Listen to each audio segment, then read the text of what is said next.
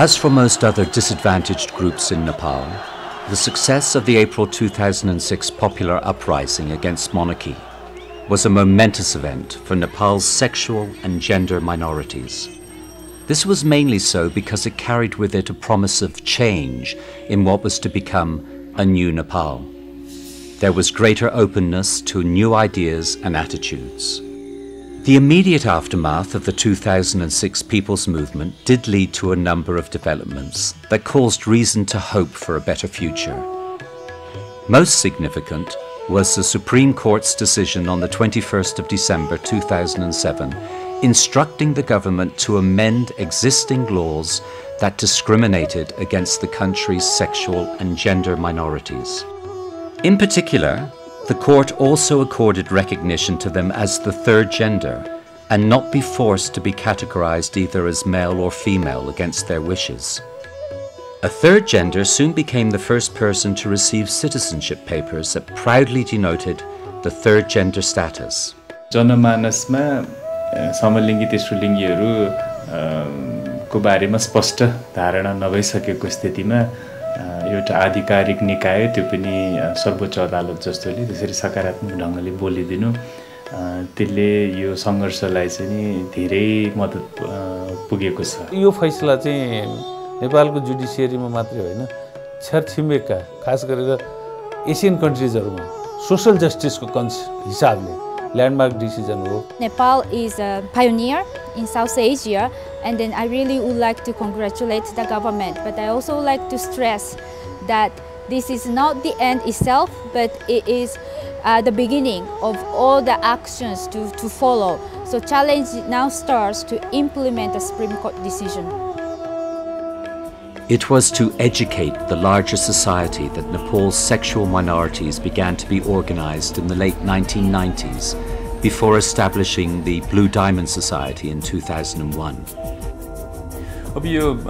Basic human rights आधारभूत मानवाधिकार बाट पनि वञ्चित हुनुपर्ने जस्तो बलात्कृत हुनुपर्ने कुटपिट हुनुपर्ने सम्पत्तिबाट बेदखल घरबाट निकाल्दिने स्कुल जान नपाउने स्वास्थ्य क्षेत्रमा उपचार नपाउने लगायतका थुप्रै गालीगलोचको समस्याहरू चाहिँ समलिङ्गी तेस्रो लिङ्गीहरूले भोगिरहेका थिए र यो नै आधारभूत मानवाधिकारबाट कोही पनि वञ्चित हुनु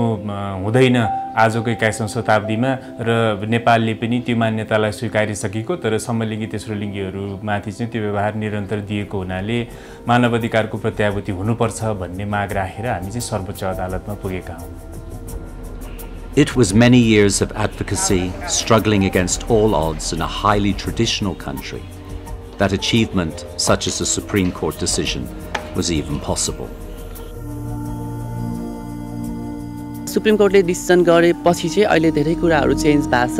जस्तै अब समाजमा चाहिँ अलिकति खुलेर बाँच्नको लागि अलिकति हिलडुल गर्न सम्मान व्यवहारहरू पाएको छौँ हामीले चाहिँ। अनि अब गभर्नमेन्टले पनि बजेटहरू दिन थालेको छ हरेक वर्ष चाहिँ। विभिन्न फर्महरूमा पनि male and female and others अथवा ट्रान्सजेन्डर राखेको अवस्था छ भने अब कतिले त नागरिकता पनि पाइसक्नु भएको छ। दुई ठाउँमा नेपालगञ्ज र पोखरामा चाहिँ गाली गर्ने पिट्ने हैन सरकारी कर्मचारीहरूले हेरेको दृष्टिकोणले हेर्ने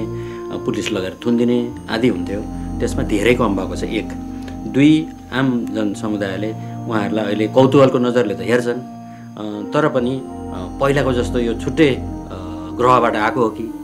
भनेर हेर्ने चलन चाहिँ ज्यादै कम भएको छ। तेस्रो लिङ्गी सम्बन्धीको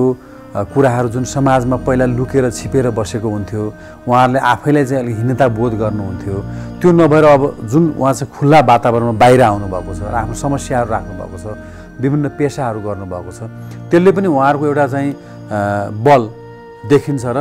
सर्वोच्चले को आदेशपछि त यो कुरामा विशेष हामी चाहिँ सजग छौँ र सबैको अधिकार बराबर हो त्यसमा हामी सजग छौँ। त्यसकारण त्यो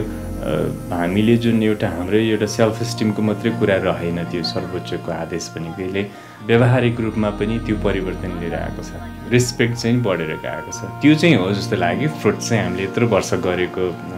यो संघर्षको फल चाहिँ त्यो हो। In actual terms, however, the LGBTI community continues to face discrimination at various levels.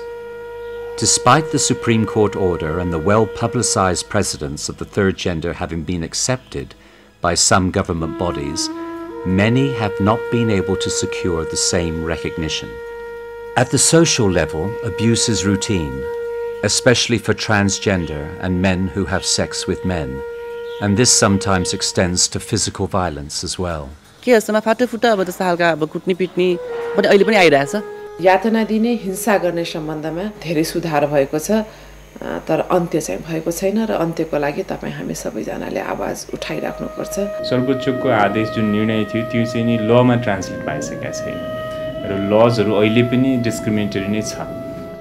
हामीले पटक पटक गृहमन्त्रालयका उच्च स्तर निर्णय स्तरसँग पुग्ने कर्मचारीहरूसँग ब्युरोक्रेसीहरूसँग पनि पटक पटक धेरै पटक भेटघाट छलफल गरेका छौँ र उहाँहरू भन्ने बेलामा शब्दमा चाहिँ कुनै पनि ठ्याक्कै हुँदैन नभन्ने तर फाइलमा डिसिजन गर्ने बेलामा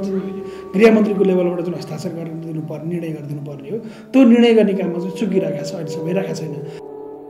सुप्रिम कोर्टको डिसिजन पछि यसको इम्प्लिमेन्टेसन धेरै कमजोर तरिकाले भएको छ जसले गर्दाखेरि लान्छना र भेदभावमा आउनुपर्ने कमी चाहिँ सोचेको जस्तो भएको छैन त्यसैले गर्दाखेरि यसको सिधै प्रभाव चाहिँ एचआईभी र अन्य यो स्वास्थ्यको सेवाहरू लिनेमा पनि परेको छ जसले गर्दाखेरि चाहिँ पुरुष बीच यौन सम्पर्क गर्ने वर्ग जसलाई एमएसएम भनिन्छ र तेस्रो लिङ्गीहरू चाहिँ एचआईभी एड्सको जोखिमतालाई चाहिँ अझ बढी बढाउने सम्भावना पनि देखिएको छ जो साथीहरू चाहिँ सामाजिक रूपमा बहिष्कृत हुनुहुन्छ जसलाई चाहिँ परिवारबाटै निकालिएको छ त्यस्ता साथीहरू परिवारबाट बाहिर निस्किसकेपछि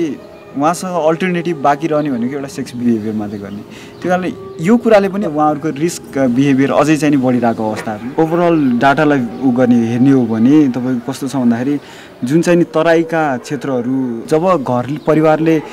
एक्सेप्ट गर्दैन त्यसपछि समाजले एक्सेप्ट गर्दैन त्यसपछि उहाँहरू चाहिँ माइग्रेन्ट हुने चाहिँ सिचुएसनहरू हुन्छ इन्डियातिर जाने नाच्ने त्यसपछि एउटा कमाउने अनि लिएर आउने त्यो प्रोसेसमा चाहिँ के गर्नुहुन्छ भन्दाखेरि उहाँ गइसकेपछि सेक्सुअल एक्टहरू पनि धेरै किसिमको हुने गर्छ त्यहाँबाट चाहिँ नि एचआईभी सङ्क्रमित समलिङ्गी तथा तेस्रो लिङ्गी आउने मात्रा चाहिँ अन्य क्षेत्रहरू पहाडी मुलुकहरू भन्दा चाहिँ अझै बढी छ Well, DFID's program in Nepal is going to increase dramatically in the next 4 years. And health is going to remain a major priority, including